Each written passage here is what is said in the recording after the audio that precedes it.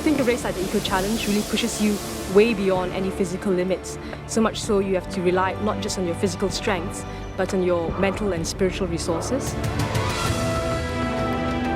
It's the world's toughest competition. The Discovery Channel Eco Challenge. This expedition race is an 11-day, 315-mile adventure, pitting competitors against the clock and the forces of nature. 4 athletes, men and women, make up each of the 55 teams. More than any other event, the Eco Challenge tests racers' mental resolve and physical fortitude. It's really just putting one step in front of the other. Just keep reminding yourself and your teammates that it might take a while, but you'll definitely make it. Competitors will confront their deepest fears, overcoming them, or yielding to the voice that whispers, surrender. We have a problem down here. We need this helicopter for an emergency evacuation. Injury and illness will defeat some. Others will press on, against all reason. You just gotta keep going. Say shut up and keep going. Just don't listen to yourself. Those who persevere will touch the high edge of human endeavor in a moment of pure triumph.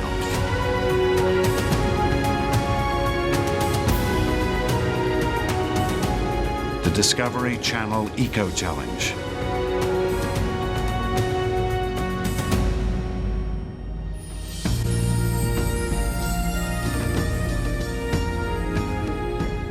Morocco.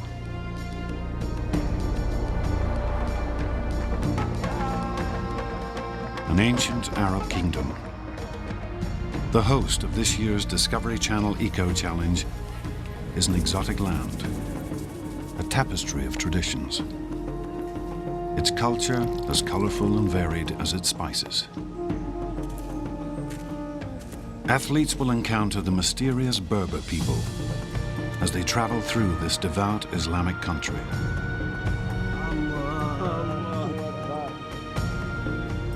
One of the pillars of Islam is the Hajj, or journey to Mecca. According to the Islamic holy book, the Quran, proclaimed a pilgrimage among men. They will come to thee on foot and mounted on every kind of camel. Lean on account of journeys through deep and distant mountains. Like the pilgrimage to Mecca, the Eco Challenge is both spiritual and physical.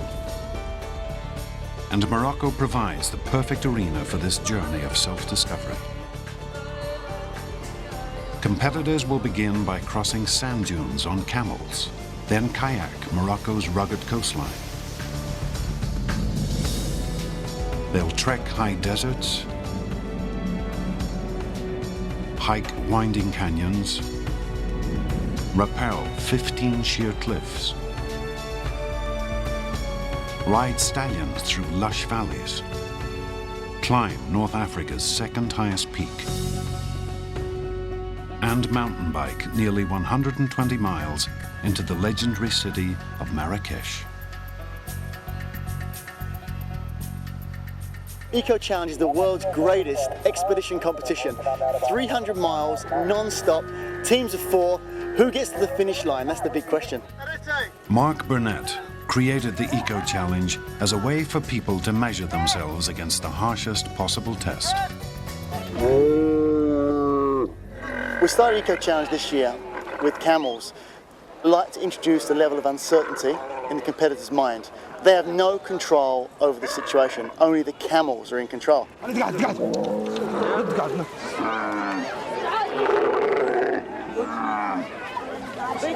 I've been told by people that this is the biggest mass of camels since Lawrence of Arabia. This unique adventure has drawn 220 racers from 27 countries. My name is Nate Smith. I'm a U.S. Navy SEAL. Everyone has anxiety because the camel's an unknown. We're nervous about the camels. Mark, a little too frisky for me. A little too frisky. Nate Smith and the other 2 Navy SEALs of Team Navigator have raced in eco-challenges before. Incredibly, none have finished. Their failures have tarnished seal honor. Watch out! Oh my God, this is gonna hurt. It's 2 sticks, Chris. Nate defends his comrades. Our community is the best at what we do. You know, we parachute and scuba dive, shoot weapons and blow things up. That's maritime special operations. That's not adventure racing. And I don't think they correlate at all. What a nightmare. If you want to test your body and test your mind and compete and finish in the toughest endurance race in the world, or the toughest race in the world in my opinion, I think you need to look at the Eco Challenge. It teaches you that there's nothing you can't do. I mean, it's a phenomenal experience. And yeah, it's tough. It's extremely tough. But it has its rewards and disappointments. Okay, everybody who's not racing, let's clear the front. Unless you want to be trampled, of course. So we're going to be on the camels that are the most scared of the water. We'll be right by the water. They hate water, I've been told, and it makes them run away. My name is Roger McFarland. I'm from New York City. I'm a writer. I'm not scared, I'm thrilled. I'm not scared at all. I have great confidence in this team. 4 strong people, men and women, black and white, gay and straight, different ages, different cultures, different continents, radically different backgrounds. We're well prepared, we're well trained, we're well equipped. All we came here to do is to do our best. If it's 1 day, 3 days, if we win. Roger McFarlane has trekked the North Pole 7 times and served as a nuclear engineer aboard a submarine. A veteran triathlete, he's also a Tony Award-winning Broadway producer. Roger and Team Urban Edge are rookies, but they have the confidence of classic New Yorkers. Okay, I have a stubborn one. These are some smart, tough people, and I expect to do extremely well. See, they're like pets, but they do spit. Okay, 1 minute. I'm racing for every little boy and girl in the 7th grade who feels inadequate in gym class, because I was too.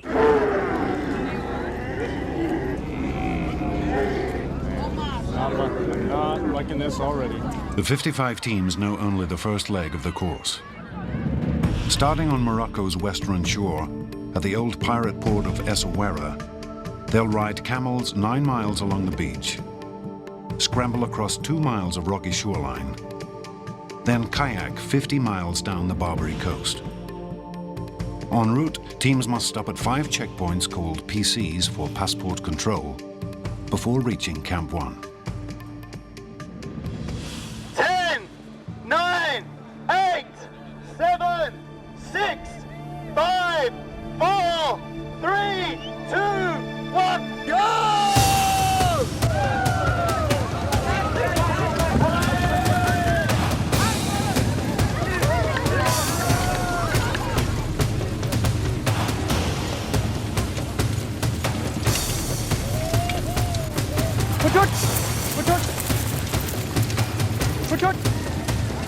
Nothing. On guard!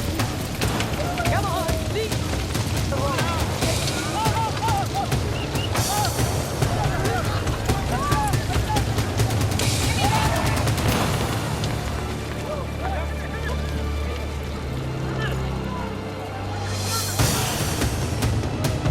These 220 athletes come from all over the world. Most have trained for a year and spent thousands of dollars to see if they have what it takes to complete this race.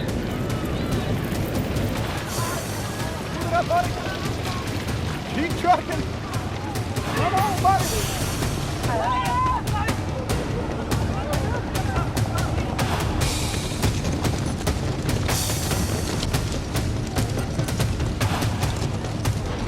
Our strategy is not charging out there as fast as we can, but to not make mistakes. That's where maturity comes in. I think that's where our age shows, is that we don't have to be the strongest, we have to be the smartest. And that means not getting hurt in order to finish the race. Just 2 minutes into the race, Roger's teammate, Ilana Lubey, is thrown by her camel.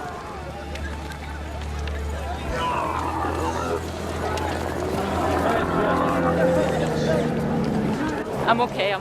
It's just scary, I guess. God. At 47, Ilana is the oldest woman in the race. She learned wilderness survival from the Belgian army. I don't know what happened. It just started trotting, and then all of a sudden, oops. Lana's a tough cookie and has come around the world and runs a business and supervises a disaster relief team. She's strong, and she's smart, and she's decisive, and she tells you exactly what she thinks.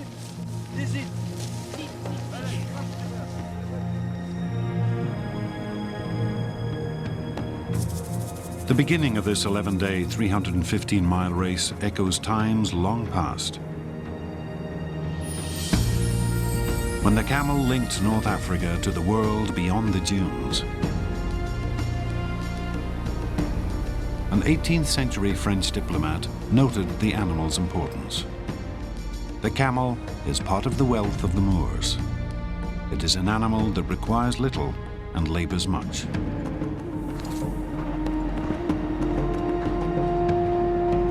These awkward beasts force racers to improvise all along the 9-mile leg.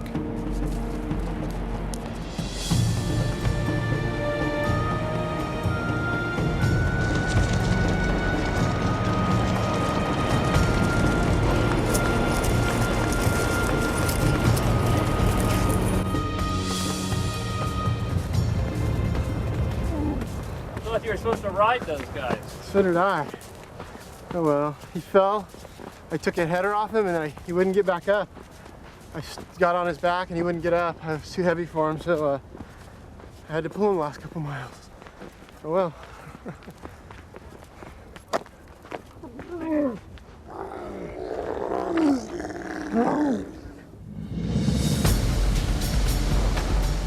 After the camels, teams face a dangerous segment of coast-steering along rocky, wave-battered cliffs. Coast steering is a new thing where they're doing it in the UK, traversing around sheer cliffs on the ocean at around 0 elevation. At low tide, it'd be quite easy because the tide's out and there's some sand. At high tide, so the back teams are going to have a difficult and long swim.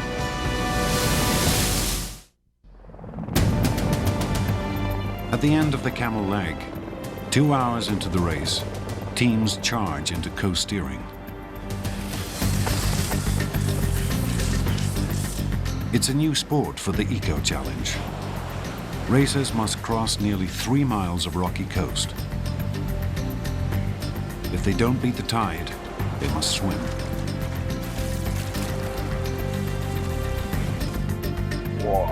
From now on, all 4 members must travel together. Nate Smith hunts for the rest of Team Navigator. Hey, Rob! It pays to be up front because the further you get ahead, the more jump you have on people, and the later in the day it gets, the more the high tide rolls in, the tougher it's going to be to do the coast steering sections. In 12 minutes, Team Navigator is ready to run. Other teams are on their heels.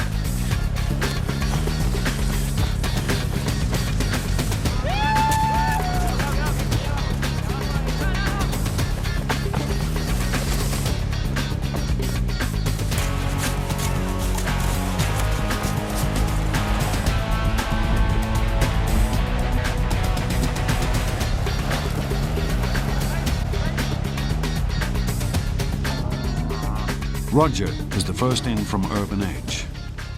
Mine ran away 3 times. I got him back. It was dreadful. I mean, it starts out to be fun. It's the total Moroccan experience, but it's very dangerous. I'm going to compose myself, change clothes, and wait for my teammates now and see what happens. That was a ride. Roger's teammate, Yvonne Robinson-Vaillere, is Urban Edge's captain. The reason she's our captain is because she's the senior exec. She's the most experienced competitive athlete, and she's very even-tempered. I think we're going to do well. Our goal is to finish and finish healthy in one piece. we have to understand one another and be able to support one another and, you know, just deal with everybody's attitude and different personality. We have a thing going. Bill Veo, Roger's other teammate, is an exercise physiologist and triathlete. He served with the U.S. Marines in the Gulf War. Bill is the ultimate good soldier.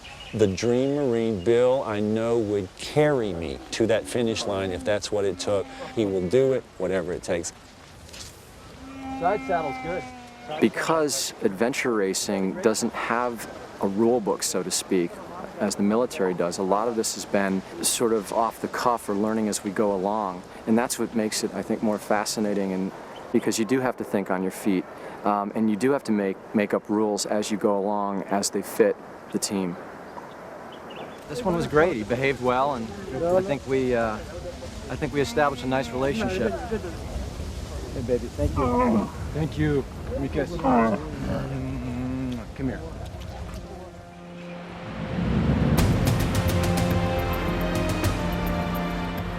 Co-steering is proving harder than expected. As the tide rises, the danger escalates.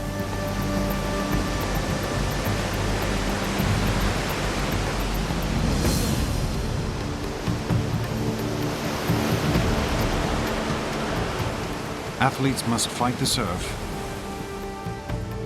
and swim with fully loaded backpacks.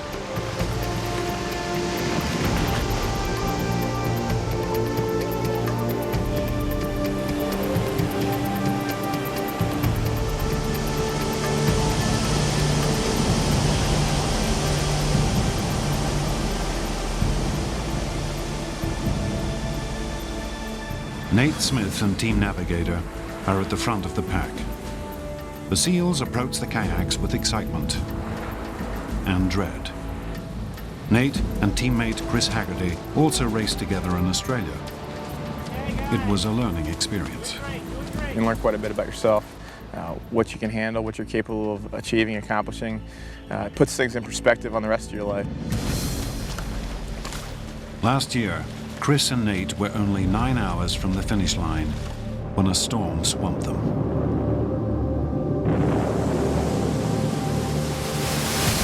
EQ 23, we got a kayak sinking out here. Kayak's going down. Over. It's certainly ironic that Navy SEALs, that's our home, we're supposed to be the best military force in the world on the water, had to get rescued at sea.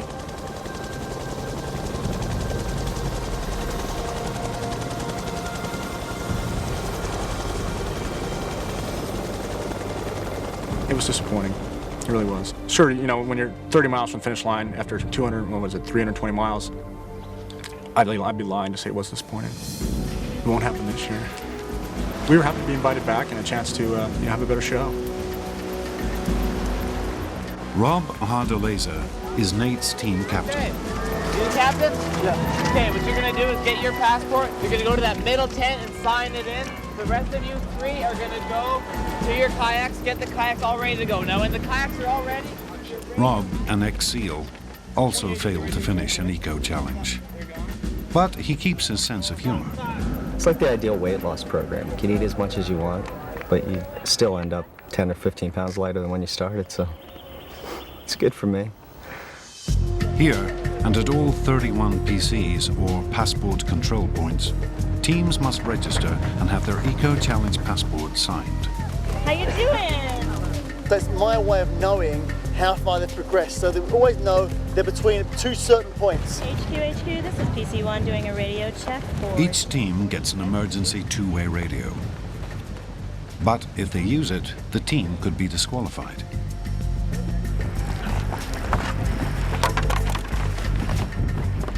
Hey, Rod, you get in the room in the front act. The radio and other gear are stored inside the kayak. Paddlers wear spray skirts to keep the boat from flooding. You guys start carrying boats down. Racing in her first eco-challenge, Felicia Bokikio is Team Navigator's only non-SEAL. Oh, fine. I personally don't look at them and say, wow, these are 3 Navy SEALs. I look at Nate, Chris, and Rob and say that these guys are my friends, these guys are my teammates. They're probably physically and mentally 3 of the strongest men that I've ever met in my life. And their strength makes me race more efficiently and effectively, knowing that there's this sort of security system around me.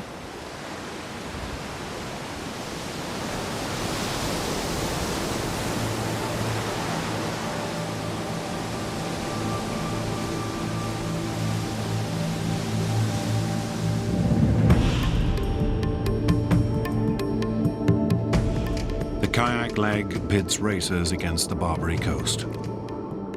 Stiff winds, vicious currents, and a 62-degree ocean make the 50-mile journey a paddler's nightmare. Kayaking these seas after dark would be suicide. So, for safety reasons, this segment has the only dark zone. Teams must be on shore by 6:15 p.m. Every minute they're late carries a 1-hour penalty. The first boats push off in heavy surf, 3 hours into the race.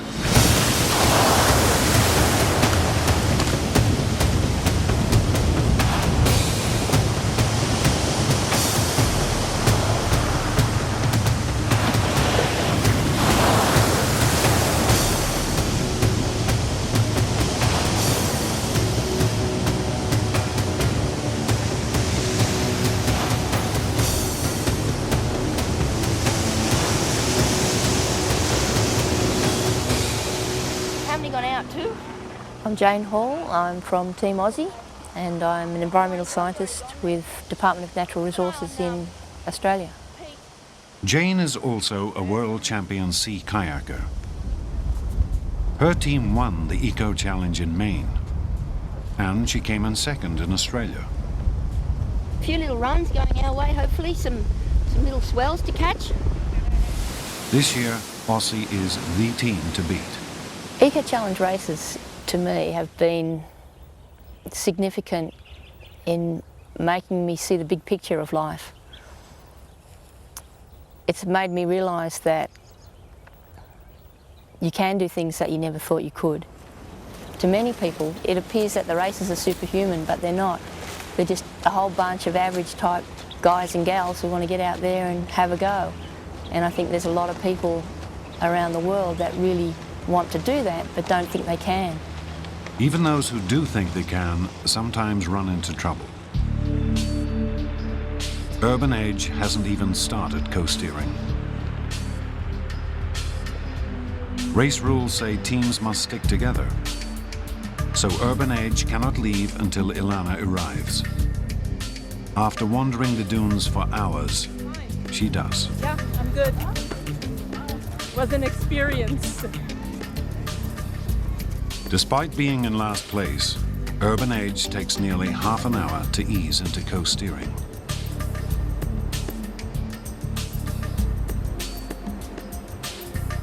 This puddle jumping, the coast-steering, has a lot of people worried. People don't normally swim with fully loaded backpacks. That's tough, dangerous work. The New Yorkers' tentative approach costs dearly. The surf pins them to a cliff. Race managers hadn't planned for any team to be this far behind. HQ is Mark Burnett on Channel 5. Mark, this is HQ, Team 55, Urban Edge, and went ahead and climbed the cliff during the coast-steering portion, and they are requesting to be able to camp out there overnight and continue in the morning. Trish wanted to advise you that the safety support would not be available in the morning for them to continue on. I don't understand why they don't just coast steer around and get themselves in. Get someone over there, get them in the water, and get them to the PC. Right, this is Trisha for Mark. I think that one of the team members on Urban Edge fell off the camel. It could be possible that she cannot swim.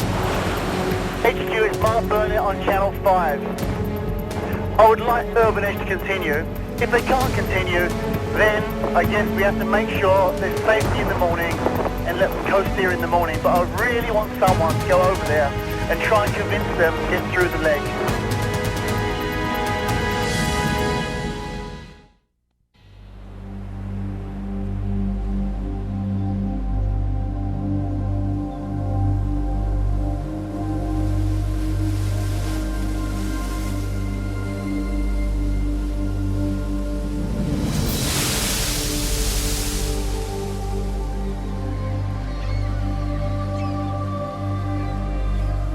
History haunts the Barbary Coast.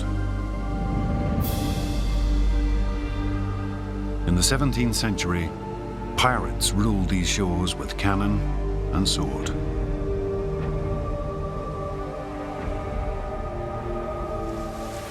Captured crews were doomed to a life of slavery, rowing renegade ships for cruel masters. What care we how the wind blows? We carry the wind in the sinews of our Christians. The pirates sailed from ancient forts that still stand sentinel on Morocco's beaches.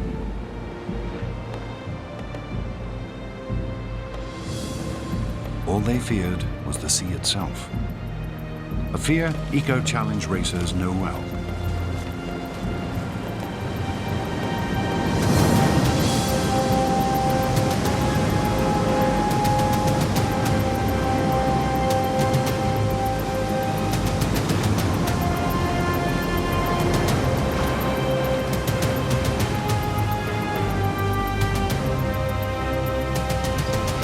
Five and a half hours after the start, Team Aussie is the first to reach PC2.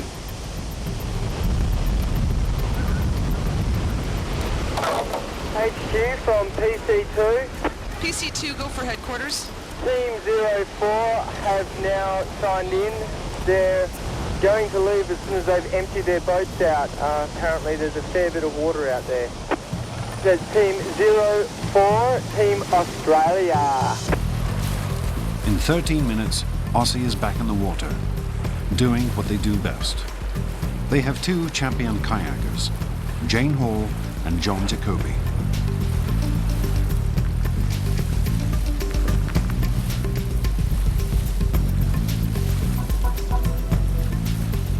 The SEALs of Team Navigator in fourth place are also doing well.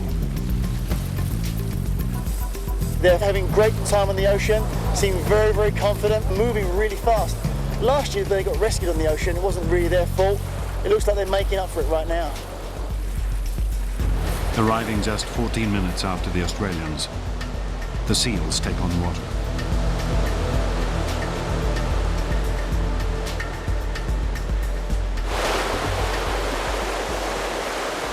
Yeah, we thought we'd try last year's routine all over again. So far, so good. It's rough out there, though. Yeah. Is it cold? It's not so cold, but the waves are bigger out there than they are in here.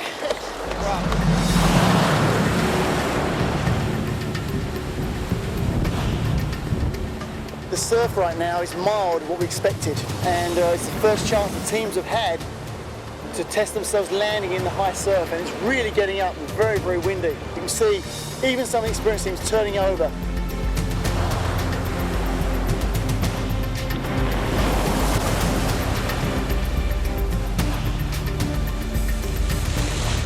This takes a lot of skill to operate in these conditions.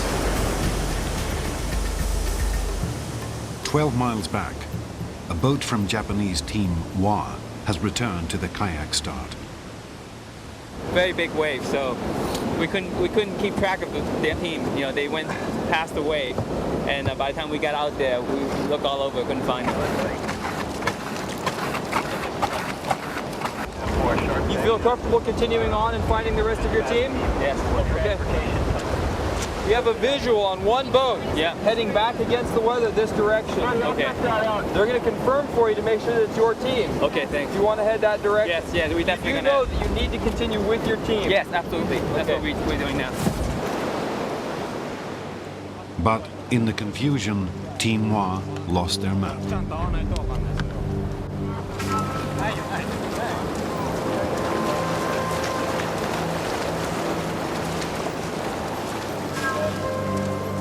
Race rules require teams to carry specific items. The most critical is the official map.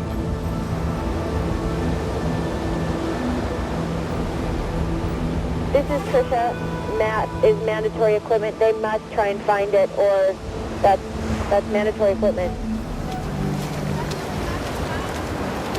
Your team is outside waiting for you. Okay. Map is mandatory equipment.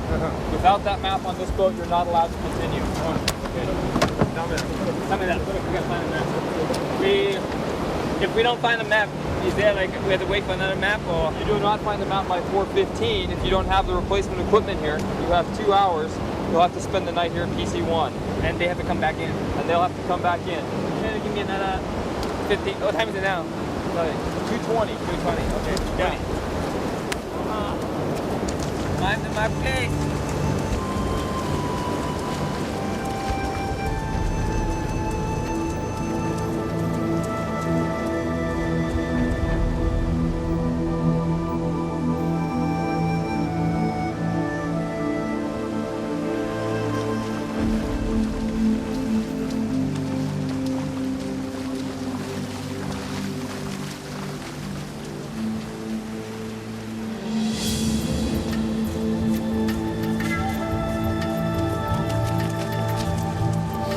We're very lucky. Thank God.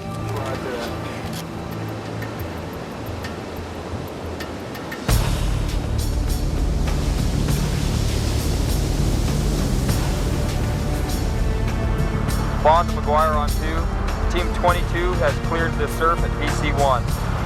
Understand, buddy, we'll want to keep a close eye on 22. They seem to have a lot of difficulties. And those difficulties aren't over.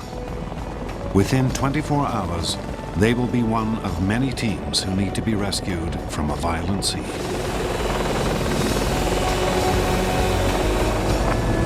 This is quite serious. It seems offshore here.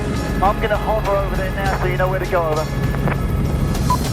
Missiles are in trouble. They're swamped 5 miles north of our location.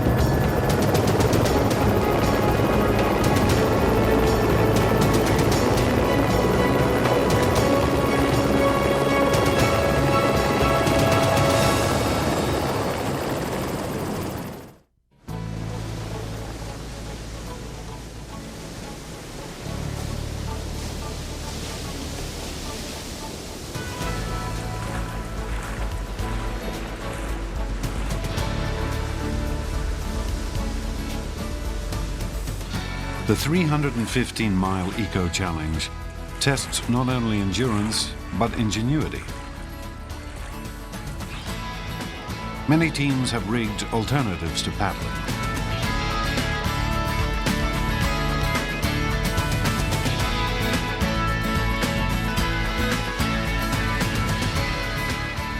Every little bit helps, and anything goes as long as it's not motorized.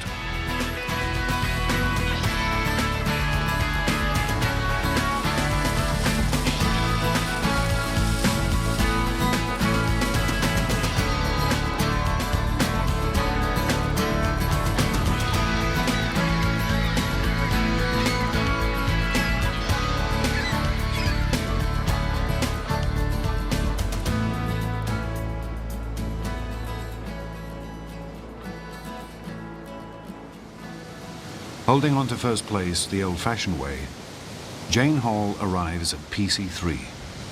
For my team, I think that we're actually better to paddle those and surf those than to try and sail. Jane's goal, beat the dark zone to PC4. In 15 minutes, the Aussies press on. A full 30 minutes later, Team Navigator lands, still in 4th place. All right, team number 50. All right, welcome to PC number 3. The SEALs display military precision. It's 4 p.m., 1600 hours. The mission, paddle 7 miles to PC4 in only 2 hours. Nate and crew check in, empty their boats, and return to sea. Elapsed time, 6 minutes.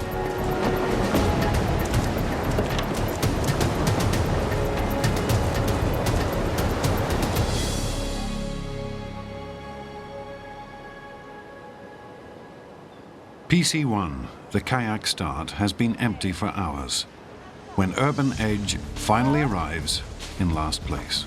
We got slowed down a little bit by the camels, but that was everybody, I guess. And by the time we got to swimming, the tide was high. It was very high. Oh, we can camp in here tonight? Yep. Wow, look. Wow, what luxury. 4 stars.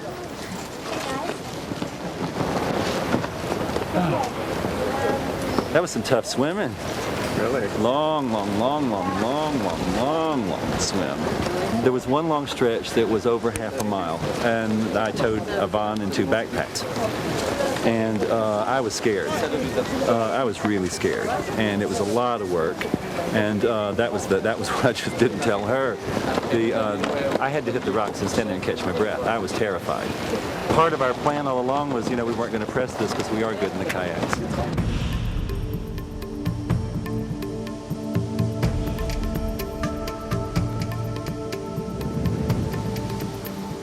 Showing why they're champions, Jane Hall and Team Aussie hit PC4 far ahead of the dark zone.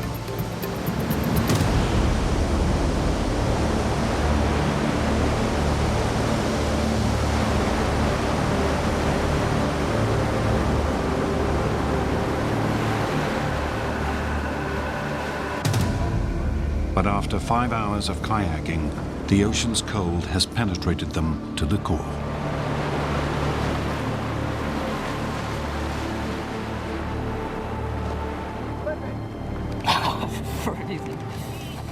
I really don't like the cold. In fact, I hate the cold. I guess it makes me fight even harder against it. And so I get pretty determined to get through those cold bits. I'll start moving. You gotta move.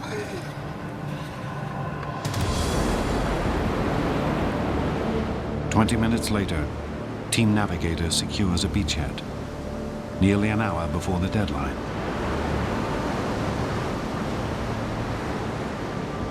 Even sealers feel the chill. Okay. Need a radio? You're okay? Yeah. Okay.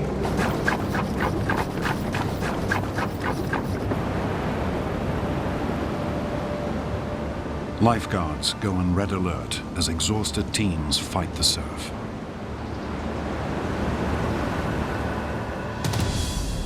At 6:15, the dark zone descends. All boats are supposed to be off the water, but Team Venezuela is unaccounted for.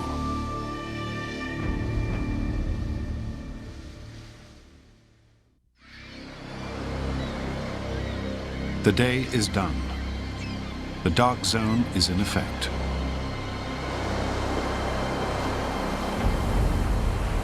Team Venezuela reaches PC3 at 6:17.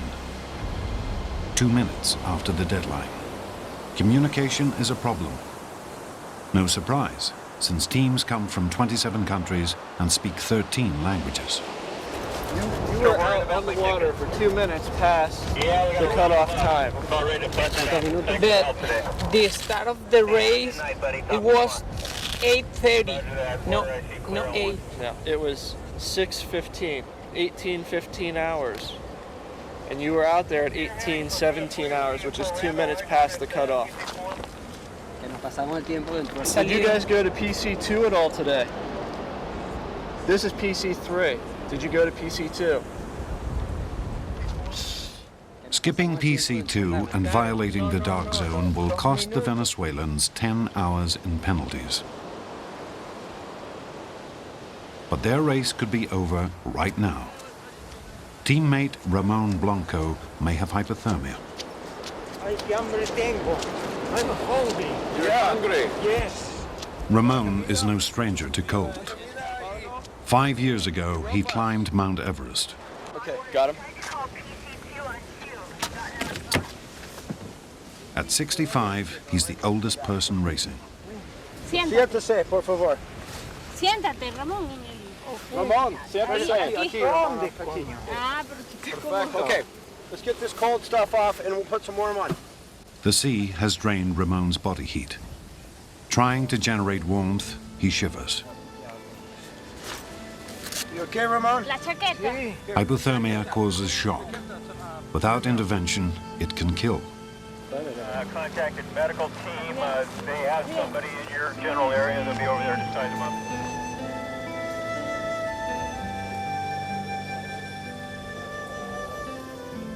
A medical crew arrives. They speak no Spanish. Ramon speaks little English. Speak me slowly. I want to get my pack and have a look at you, but I'll get you in the car where it's warm, okay? Freeze! Él está bien. Let's, yeah. No, no, no, no. No, él está bien. Ramon resists. He thinks if he accepts help, he'll be disqualified. Dile que estás bien. Okay.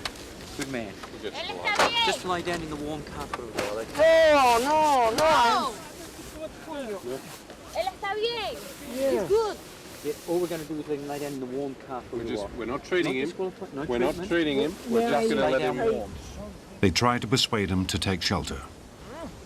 Can we sit in the car out of wind? Just sit in the car out of the wind to stop the wind. The wind? Yeah, this wind. We can sit in the car to keep you warm. Good, good. Just to stop the wind. Pregúntale si no nos descalifican, si te llevan, si no nos descalifican. No disqualification. No, there's no disqualification. Just out of the wind to keep you warm, you eat. And then you can come back, okay? Protect to the Yes, of course. Okay. Good man. Llévate la That's comida. good. Tráeme la comida, las almendras, Ahí están almendras. metidas. Okay, we'll just sit you in there. No treatment, just warm, okay? Good man.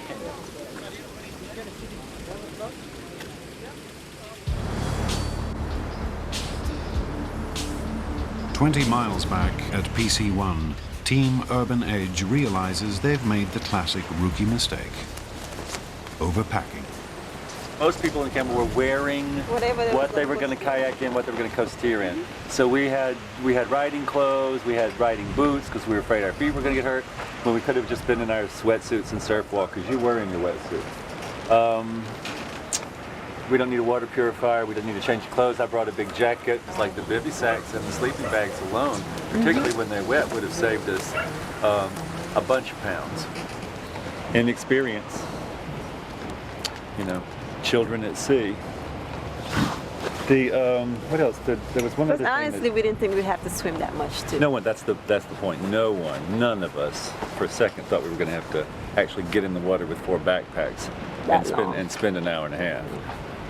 The idea was, you know, it was splash proof, not get in the ocean and with a backpack. That was a rich experience. Tomorrow we'll have an easy 10 to 12 hour span in which to make it to the checkpoints. And then we still have another, 10 hours the next day. So barring weather conditions and the sea conditions, I think we should make them fine.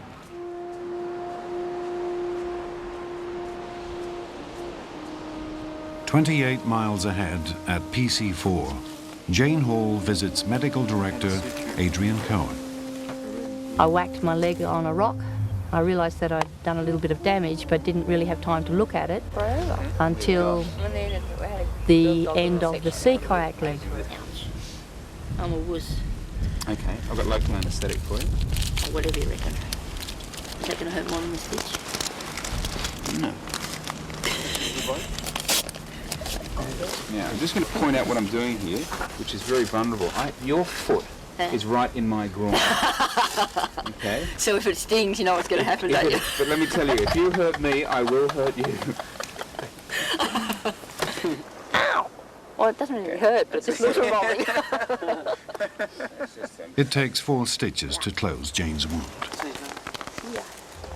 This doesn't look like a very good start to a 6 to 8 day race.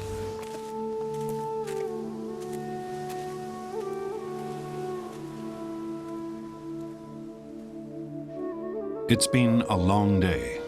9 miles on camels, the rigors of coast-steering, hours of frigid sea. Athletes unwind, cook dinner, ease tired muscles. An unusual interruption in the world's toughest competition. Race managers require the dark zone for safety reasons. But from now on, teams will get little rest, racing around the clock for 10 more days.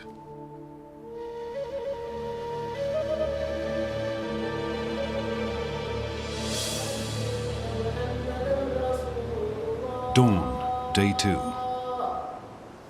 Across Morocco, muezzins sing the faithful awake with the call to prayer. For competitors, these sacred sounds mean the dark zone is about to lift.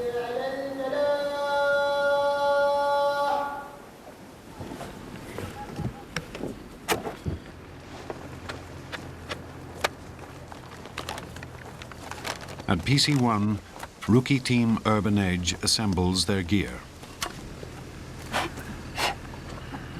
Roddy, did you check that? Yeah.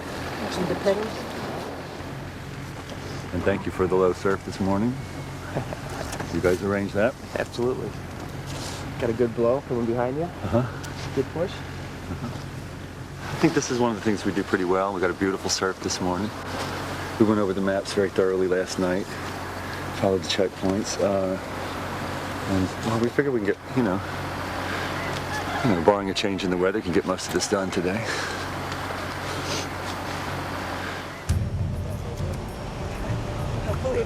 Jane Hall and Team Aussie hustle to get ready. A lot of what you do, you can control yourself, but so much of the racing is out of your control. And you have to just keep pushing.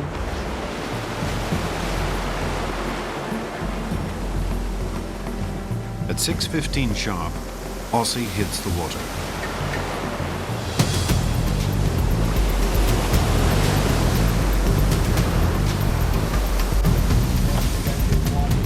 Right behind Aussie, the US Navy SEALs of Team Navigator.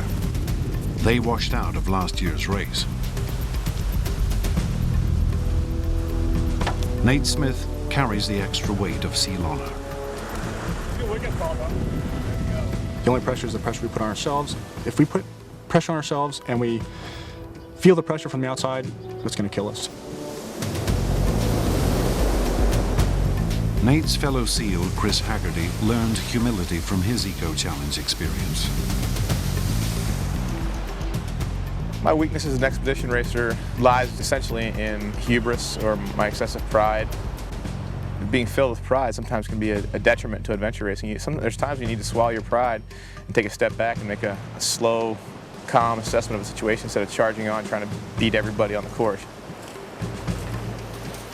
People often ask me, why do the SEALs do badly? And the truth is, they can't hide. They're the SEALs. Imagine the pressure of the race plus every minute knowing you're the ones being watched.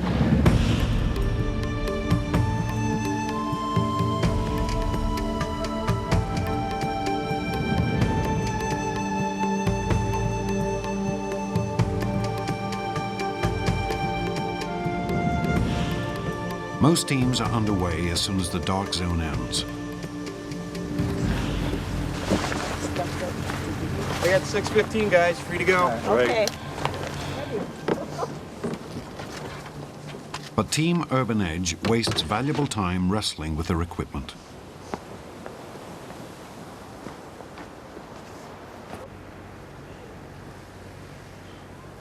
I think at times my tolerance and patience disappears. Try the back. I feel this other side of me that I do not like very much taking over, and I could be pretty bad. Ready to go? Yeah. They trained for an entire year, hired the finest coaches, bought the best gear, and are in peak physical condition. But they're still not ready. This is going going to be hell if this turns over. Well, thank goodness most of it floats. I'm the baby of the team. I'm also the dreamer on the team. I came up with this concept about 4 years ago, and my 3 teammates are helping me to realize this dream, and I hope that I'm able to help them to realize theirs as well.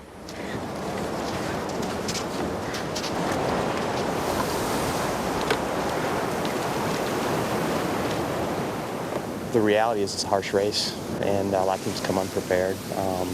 They seem like they're way overburdened with gear, with equipment that they feel they may need and don't have, I don't think, a clear idea what they're going to need out there. Okay, we are ready. You hope everybody can get through, but I think realistically they're going to have a tough time getting through the whole race.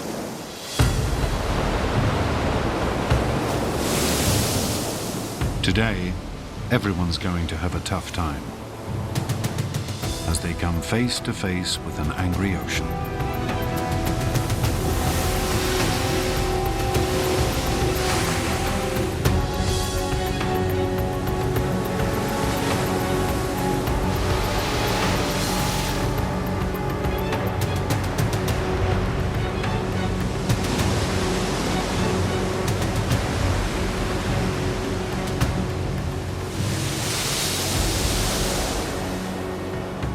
The Moroccan coast is notorious for its rough seas. At 7:15 a.m., 110 kayaks are moving along the shoreline. Racers are battling strong currents and a chill ocean temperature of 62 degrees. Team Aussie has the lead approaching PC5, with Navigator close behind. Most teams are paddling between PCs 3 and 4.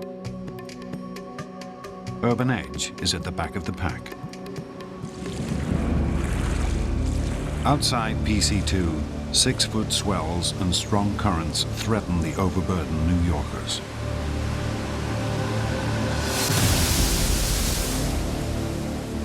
Without warning, the ocean strikes. A kayak capsizes. Bill and Ilana are plunged into the sea.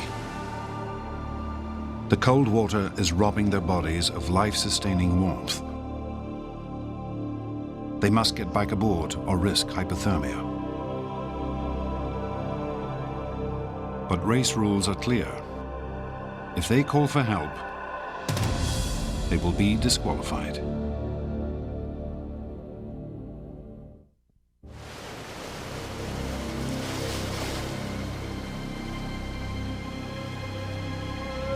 8:51 a.m., day 2.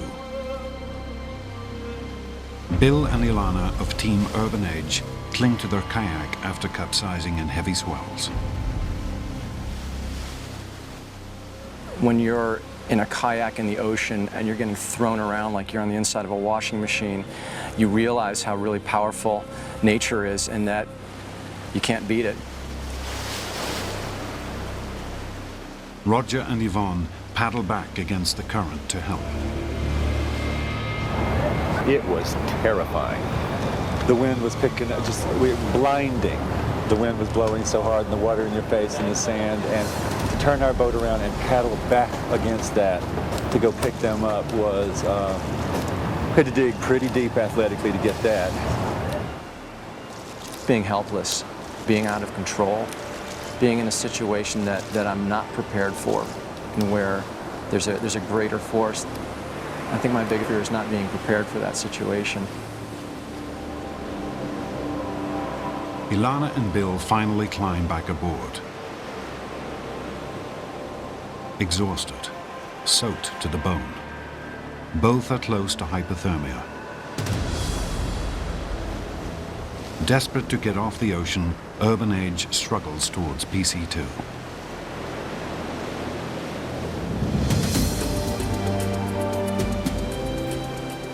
The water is no warmer for champions like Jane Hall and her teammates.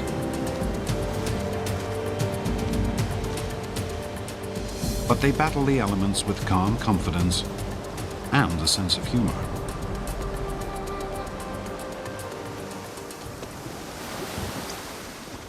Everyone asks, why do you want to keep racing? Tim, do you want some breakfast? Tim, do you want some music? And I guess there's a number of reasons for it. One is that your memory gets shorter every year you do it, and you forget quicker how much it hurt. So you go back again. I thought no point paddling out because the whole boat was chocker.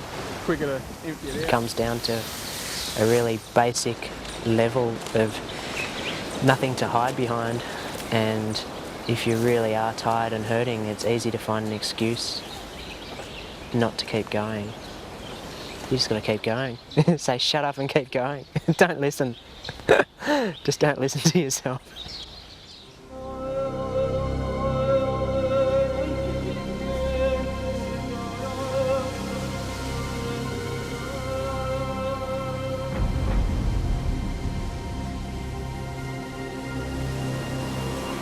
Straining for PC2, Urban Age drifts dangerously close to the rocks.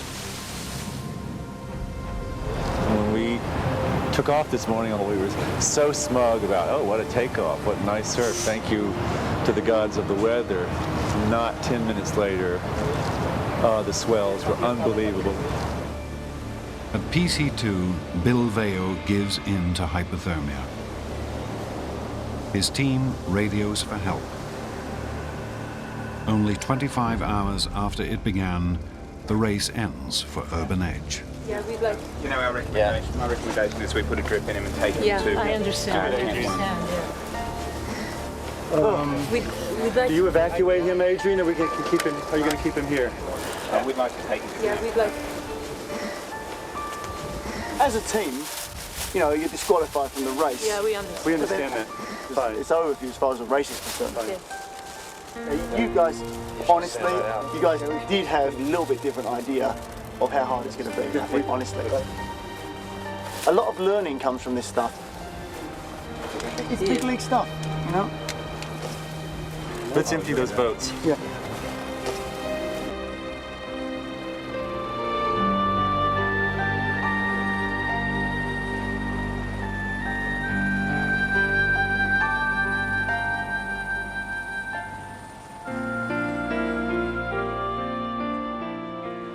My consistent experience with life is the tough stuff hurts up front, it's scary, it's disorienting, it's hard, it's painful, you can't see the end of it. But each time you step up to bat in the face of one of those challenges, the great experiences of life, that's where you find them. And I also know that when you run from those challenges and those traumas, that all you have is regrets.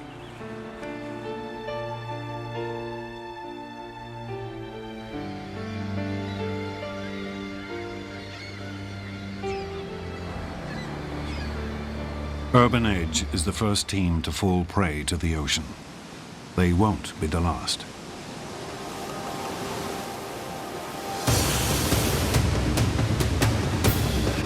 This is quite serious. The team's offshore here. I'm going to hover over there now so you know where to go over. Missiles are in trouble. There's swamp 5 miles north of our location.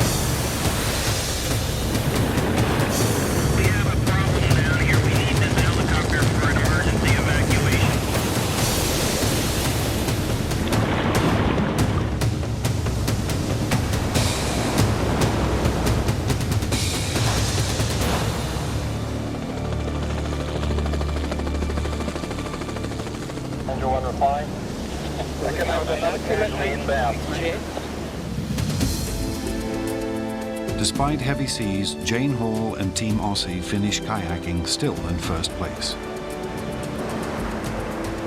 I never like to predict results in races, but none of us in Team Aussie goes into any race to come anything less than first. Nobody, I think, ever aims at coming second, and I know we certainly don't. The first leg of the race ends at Camp 1.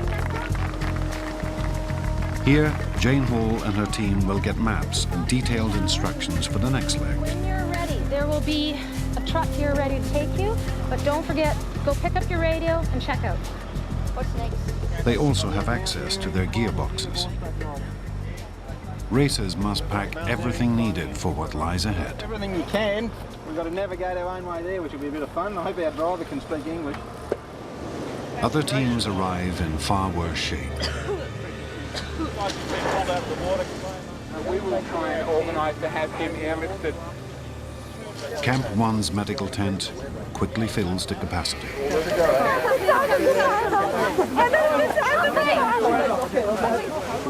We actively re-warm people very quickly, get all their wet gear off, wrap them in space blankets. Just put the helmet off, all the gear, off it goes. Dr. Adrian Cohen and his team are ready for anything. The whole concept of triage comes into play. Adrian? Who's the most sick? Who needs the most help? Where do you pool your resources? Drip's set up and we're ready to roll. Fantastic. Rock and roll.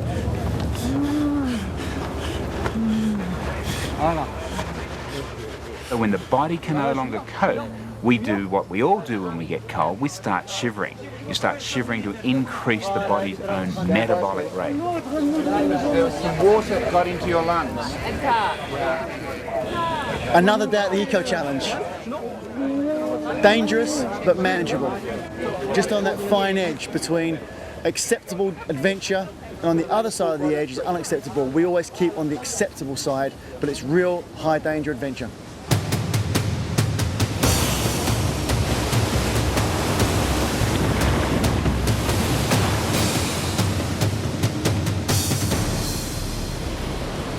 Surviving some of the roughest waters in race history, Team Navigator reaches Camp 1 in 5th place, redeeming themselves from last year's watery debacle.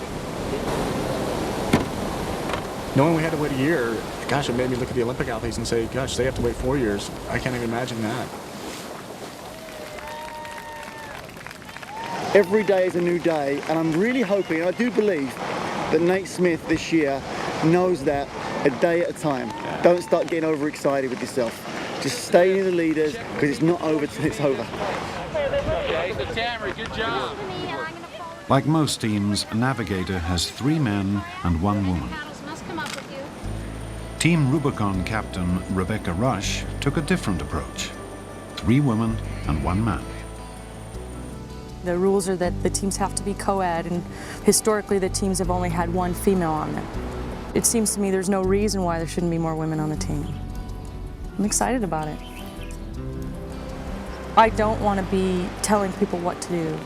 I want it to be an equal group where everyone's discussing and making decisions together, taking away all of the stereotypes.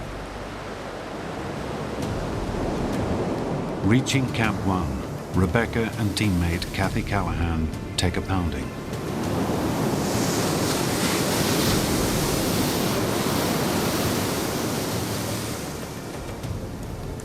Kathy is in the Army and has previously raced only with military teams. She is just so quietly confident and solid, you know. Nothing seems to faze her. That was huge. I was terrified. I knew we were going to dump over. It was just a matter of how far in it was. How close it was. Racing in her first Eco Challenge, Rebecca's teammate Lisa Jung has been seasick for 2 days. The last couple segments were really, really hard for me. Really hard. I felt really sick and just really weak. I kept either nodding off or passing out. I don't know. Are you okay, or do you not want to? No, there's something. Are you okay? I'll be okay when I change. You gotta tell me what's going on. I know. I just need to put. I slip in and out of nervousness thinking about certain situations that I don't have the experience that everybody else does. So I can't not be nervous. There's just no way to be calm and confident completely about it because I don't really know what I'm going to face.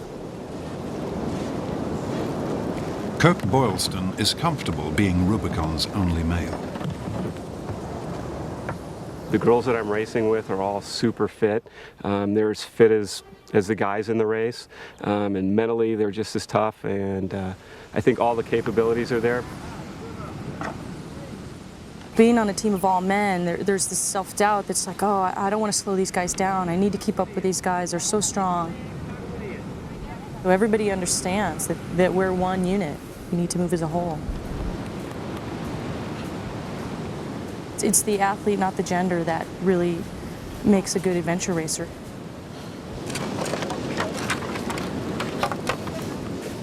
You see teams that are bickering or, you know, not taking care of one another, and it's classic.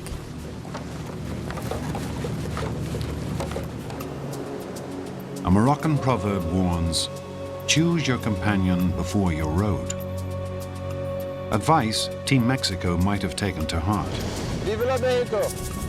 Just 18 days before the race, their original female teammate quit. So identical twins Ramon and Ernesto Rivas recruited Emily Johnston. One of the reasons that they decided to include me on their team was because I have experience in sea kayaking. And yet when I tried to impart information to them, they wouldn't listen to me. Ernesto, who was sitting in the boat in front of me, told me that he thought that my paddle strokes were too short. Well, the absurdity of that is that he's sitting in the boat looking forward, he can't even see me, and had just somehow decided that I wasn't paddling properly. She's supposedly strong in the water, a girl, but she didn't look so strong. It's always the same story. They say they can take the water, but then it's not true. They're not good paddlers. We'll see if she's strong in the mountains. My guess is no. She's fat.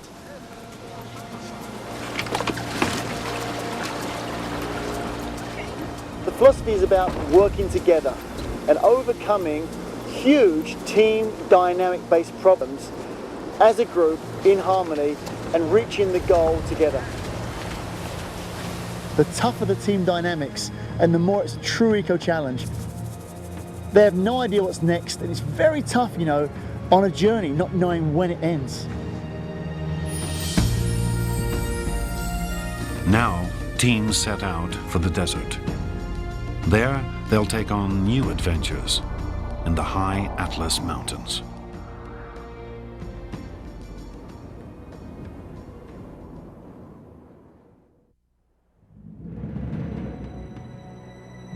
The next leg of Eco Challenge traverses North Africa's most remote mountain range. Winston Churchill said of the High Atlas, "It is simply the most lovely spot in the whole world." Lovely, yes, but also cruel. The Atlas Mountains and their foothills define central Morocco as a high, hard place. PC7 is the start of the 100-mile second leg. Teams will trek a hostile desert into the mountains, navigate a maze of canyons, and ride spirited stallions to the oasis at Camp 2. The first hurdle, an obstacle course of rock and sand. Midday temperature, 85 degrees. At night, it will drop below freezing. Racers have to cover 63 miles of increasingly rugged desert terrain. The ground rises and grows steeper. The altitude gain exceeds 10,000 feet. Threading a course through ridges and canyons, racers will encounter Berber tribes, whose villages have graced these valleys for thousands of years.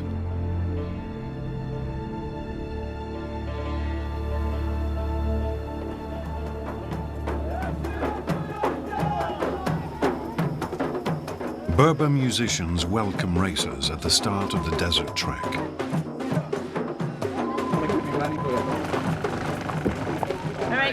Jane Hall and Team Aussie are first into the moonlit night. It's going to be long, a lot of time on our feet, up and down, yeah, a lot of up. Then the horses at the end will be interesting.